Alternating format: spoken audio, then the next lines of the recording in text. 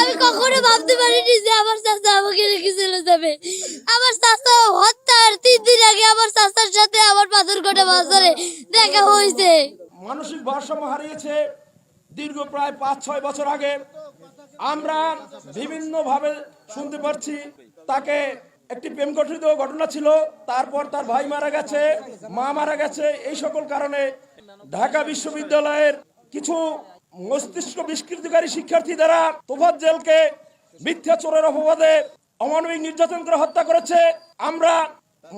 আমরা তার বিচার চাই এবং আজকে আমরা যারা জানাজা উপস্থিত হয়েছি, তোফাজ্জেল যদি আমাদের মনে কষ্ট দিয়ে থাকে আমরা কেউ মনে রাখবো না। ও যদি আমাদের কাছে কোনো কিছু পাওনা থাকে তা মনে রাখবো না। এবং শরীয়ত আছে, যার মস্তিষ্ক ঠিক নাই তাকে আল্লাহ এমনি ক্ষমা করে দেন। আমাদের দুজন আল্লাহ তাকে ক্ষমা করে দেন। মূলত তোফাজ্জেল আমার ক্লাস 6 থেকে 10 পর্যন্ত ছাত্র ছিলেন, অত্যন্ত ভালো। এই ছাত্রের জন্য আপনারা সবাই দোয়া করবেন। যেভাবে মৃত্যুটা হয়েছে আমরা কখনো এই কামনা করি নাই।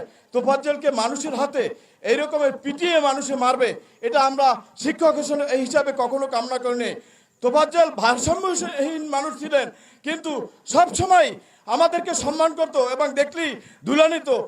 এর ভিতরে এতটুকু মানবতা ছিল। তোফাজ্জেল একজন মানসিক ভারসাম্যহীন সবাই জানেন, কিন্তু তোফাজ্জেলকে মানসিক ভারসাম্য করা হয়েছে।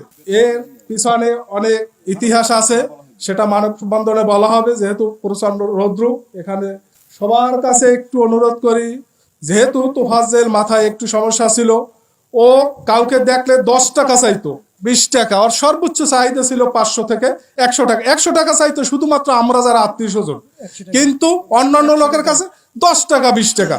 এবং ওকে বিভিন্ন সময় কাঁঠালতলিতে ওরে ব্যবহার করিয়া ওর দ্বারা অনেককে অনেক কষ্ট দেওয়া হয়েছে। আমার জানা মতে অনেক লোকের সাথে ও বেয়াদবিও করছে।